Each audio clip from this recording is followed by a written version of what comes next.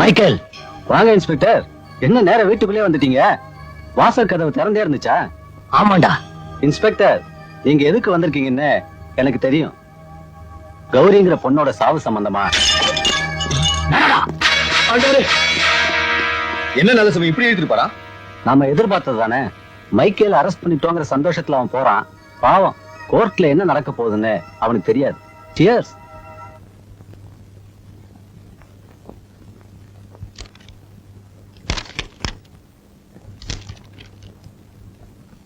My Lord, டைரியில் எழுதப்பட்ட அனைத்தையும் உண்மை என நான் ஒப்புக்கொள்கிறேன்.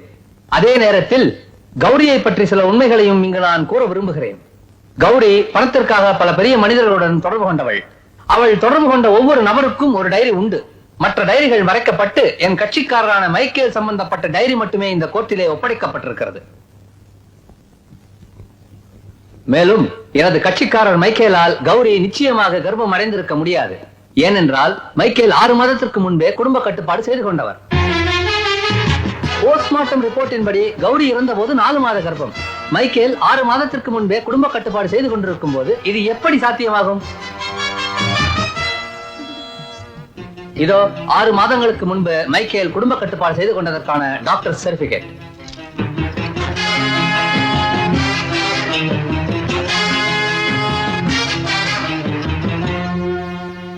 குற்றம் சாட்டப்பட்ட மைக்கேல் 6 மாதத்திற்கு முன்பே குடும்ப கட்டுப்பாடு செய்து கொண்டார் என்பது டாக்டர் ரிப்போர்ட் படி சந்தேகத்திற்கு இடமின்றி நிரூபணமாகிறது. மேலும் கௌரி பல பெரிய மனிதர்களோடு தொடர்பு கொண்டிருந்தவள் என்பதும் சாட்சியங்கள் மூலம் நிரூபிக்கப்பட்டுள்ளது. எனவே மைக்கேலுக்கும் கௌரி கர்ப்பம் அடைந்ததற்கும் அவளின் இறப்பிற்கும் எந்த சம்பந்தமும் இல்லை என தீர்ப்பளித்து மைக்கேலை விடுதலை செய்கிறேன்.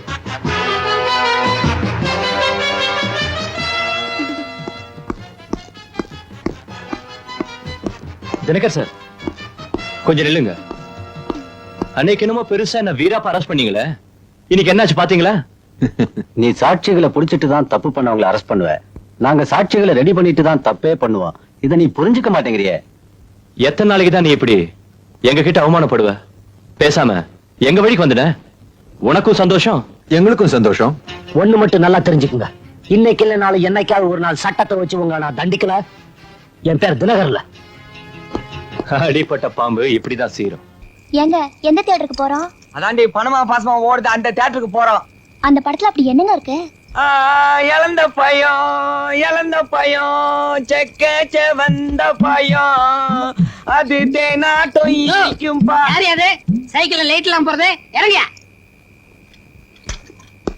யாருங்க நீங்க? என்ன பார்த்தா யாருன்னு கேக்குற? நான் தான் ஏட்டு ஏகாம்பரம். ஓஹோ, புது ஏட்டா. எந்த ஸ்டேஷன்ல இருக்கிறீங்க?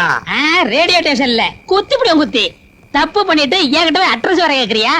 இன்ஸ்பெக்டர் யாருக்காரு, போய் பேசு. இன்ஸ்பெக்டர் ஐயா எங்க இருக்கிறாரு? அதோ பார். அம்மாடியே கொஞ்சம் புடிச்சுக்க வண்டிய. ஐயா ஐயா, அது யாரு? புது ஏட்டா? ஏயா, டெய்லி சைக்கிள்ல லைட் இல்லாம வந்துட்டு உனக்கு சந்தேகம் வரையா? விட்டா என்னவே நாளைக்கு யாருன்னு கேட்ப போல இருக்கு. அந்த ஆள் 15 வருஷமா ஏட்டா இருக்கான். பேசாம துட்ட கொடுத்துட்டு போ.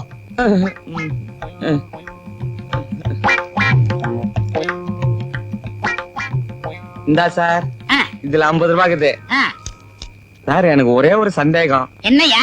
பக்கத்துல நிக்கிறார இவர் யாருன்னு எனக்கு கொஞ்சம் சொல்லுங்களேன். ஹேர் கட்ட பார்த்தா தெரியல? சிஐடி இன்ஸ்பெக்டரா 10 வருஷமா இருக்கிறேன். ஏண்டே வாடி, நடந்து வா. ஏங்க, உங்களுக்கு உங்க டிபார்ட்மெண்ட்ல யாரையுமே தெரியாதா? ஆமாண்டி, எனக்கு ஒண்ணும் தெரியாது. என் குழந்தைய தெரியாது. ஏன் எனக்கு என்னையே தெரியாது. புதுசு புதுசா வந்து எவ்வளோ என்ன குழப்பறானுங்களே.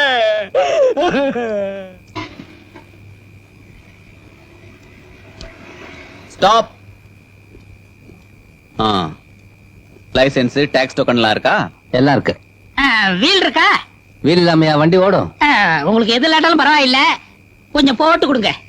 நான் இருக்கேன், இன்ஸ்பெக்டர் இருக்காரு. நான் ஏட்டு. ஏட்டு இருக்காரு, இன்ஸ்பெக்டர் இருக்காரு. பார்த்து போட்டு கொடுங்க. எதுவும் தர முடியாது. மேனேஜர் சுமாரு. இன்ஸ்பெக்டர் எங்க இருக்காரு? அது அங்க இருக்காரு.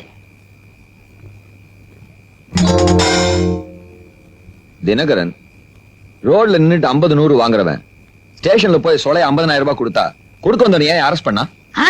ஸ்டேஷன்ல போய் 50,000 ரூபாய் கொடுத்தீங்களா? இன்ஸ்பெக்டர் சார், இங்க வாங்க. இவங்க ஏதோ சொல்றாங்க. இன்ஸ்பெக்டர் சார், இவங்க ஆளு ஸ்டேஷனுக்கு 50,000 ரூபாய் கொண்டு வரும்போது நீங்க அரெஸ்ட் பண்ணிட்டீங்களாமே? ஆமாமா, அது ஏன் சார் ஸ்டேஷனுக்கு வந்து 50,000 ரூபாய் பணம் கொடுத்தா எவன் சார் வாங்குவான்? நீங்க உஷாரா பிளான் பண்ணி கைங்களுமா மாட்டி விட்டுட்டா அதுதான் வாங்கல. இப்ப வேணாலும் நீங்க தர வேண்டியது தாங்க, நாங்க செய்ய வேண்டியது செய்யறோம். பேச வேண்டியவன்கிட்ட பேசிட்டு முடிவெடுக்கிறேன். மேனேஜர், நாளைக்கு நாங்க இங்கதான் இருப்போம்.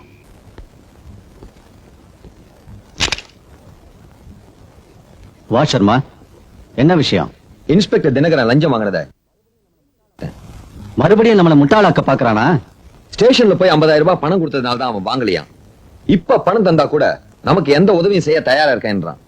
சரி, இந்த தடவை அவனை நம்ம இடத்துக்கு வந்து பணத்தை வாங்கி சொல்லு. சாராய லாரி வர நேரத்தையும் சொல்லுவோம். நம்மால அவன் வீட்டுக்கு அனுப்பு. இதுலயே ஏதாவது பிரச்சனைனா அவன் கதை என் கையால் தான் முடியும். இது இந்த துப்பாக்கி மேல சத்தியம். டாடி, எனக்கு இந்த ரைம் சொல்லி தரீங்களா? டாடிக்கு டியூட்டிக்கு போக நேரம் ஆயிடுச்சு, நீ சித்தப்பட்ட போய் கத்துக்க.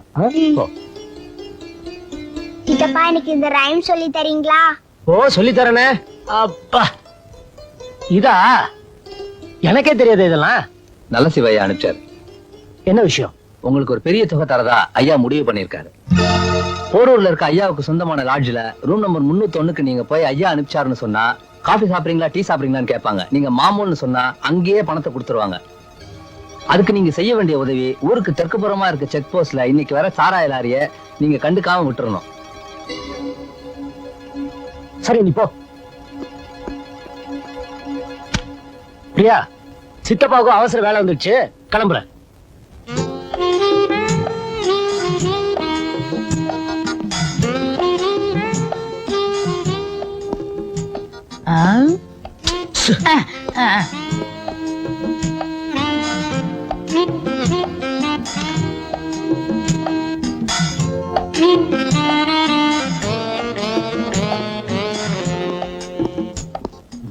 நீங்க 2 பேரும் இங்கே இருங்க, நான் போயிட்டு இருந்தேன்.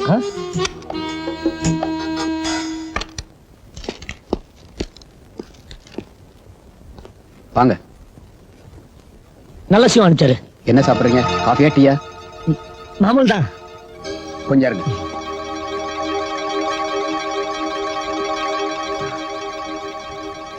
தேங்க்ஸுங்க, லாரியை விட்டுறேங்க.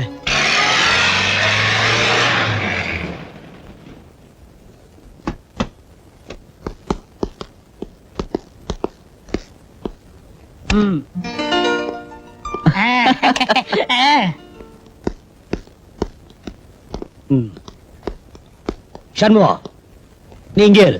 சந்தேகப்படுற மாதிரி யார் வந்தால் வெளில விடாத. Yes sir.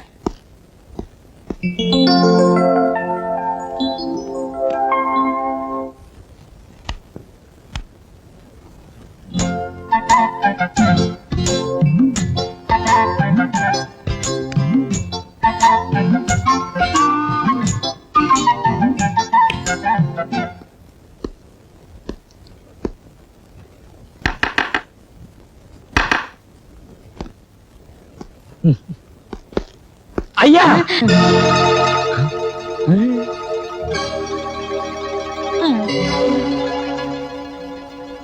யோ, நீ ஏட்டா? என்னையா என்னையே ஏட்டான்னு கேட்டுட்டீங்க. நம்ம 2 பேரும் சேர்ந்து எத்தனை திருடனை புடிச்சிருக்கோம். இப்ப கூட நீங்க தானே என்ன இங்க நிக்க சொல்லிட்டு போனீங்க. சரி, எங்க அண்ணன் வந்துட்டாரு. லிப்ட்ல அவர் தான் வந்துட்டு இருக்காரு. வாங்க, நம்ம மறுபடியும் மேல போயிடலாம். யோ, நீங்க இரு, நான் வந்துடுறேன். சார். சரி.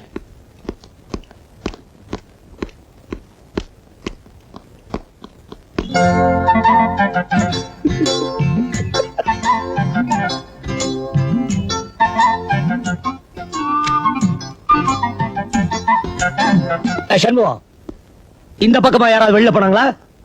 சார், நானும் பல ஆங்கிள் பாத்துட்டேன் சார், யாரும் போல சார். சார், எனக்கு ஒரு சந்தேகம் சார். ஆரம்பிச்சிட்டியா? திட்டாதீங்க சார். உங்க கூட அந்த ஏட்டன் சிஐடி வந்தாங்களா? அவங்க எப்படி சார் திடீர்னு வந்தாங்க? என்னது, என் கூட ஏட்டு சிடி வந்தாங்களா? என்ன வளர்ற? நான் வளரல சார். நீங்க இன்ஸ்பெக்டரா இருக்கிறதுனால நீ தான் வளர்றேன்னு என்னால சொல்ல முடியல சார். இப்பதானே சார் அவங்க 2 பேரையும் கூட்டிட்டு நீங்க மாடிக்கு போனீங்க. நான் மாடிக்கு போனேன். சரி, நீங்க இரு.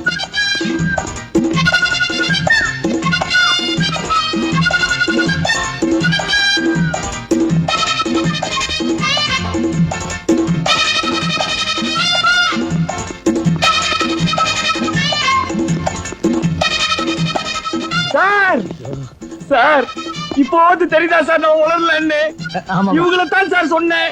இவங்க எப்படி சார் உங்க கூட வந்தாங்க? ஐயா எங்களை முன்னாடியே வர சொல்லி இருந்தாரு. சரி சரி எங்களுக்கு நிறைய வேலை இருக்கு நீ ஸ்டேஷனுக்கு போ. என்னையா முழிக்கிற? அதான் ஏட்டே சொல்றல, சீக்கிரம் போ. நல்ல வேளை எங்க அண்ணன் பார்க்கல. ராஜா உங்க அண்ணன் வந்து அந்த ஏட்டை பார்த்தாருன்னா? இப்ப அதெல்லாம் யோசிக்க நேரம் இல்ல. இன்னும் கொஞ்ச நேரத்துல இருட்ட ஆரம்பிச்சிடும். நம்ம உடனே போய் செக் போஸ்ட் வந்து லாரியை விட்டாங்க. வாங்க. இவர் மட்டும் ஏட்டுன்னா நாங்கெல்லாம் என்னவா? நம்ம திறமை மேல நம்பிக்கை இல்ல. புது ஏட்டோட சேர்ந்துட்டாரு. எங்க இருந்தாலும் நல்லா இருக்கட்டும்.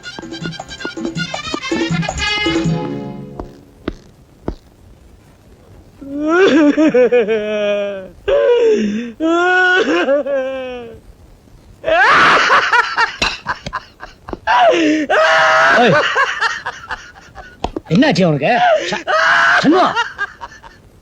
Manager sir. இந்தா மேனேஜர் சொல்லி இவனை உடனே ஹாஸ்பிடல் அட்மிட் பண்ண சொல்லலாம். சரிங்க சார்.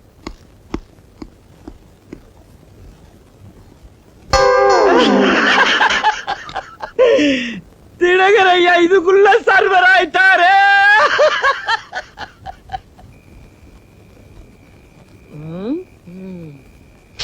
சாராய லாரி ஒன்னும் காணுமே. எங்கேயாவது சரக்கு அடிச்சிட்டு படுத்துட்டு இருப்பானோ? ஏய் என்னப்பா சாரை எல்லாரும் இந்த பக்கம் இருந்து வருது? எங்க? ஆ ராஜா உங்க அண்ணன் ஒரிஜினல் இன்ஸ்பெக்டர் தினகரன் வந்துட்டு இருக்கான். ஐயோ ஏய் வாங்கடா ஓடி போயில.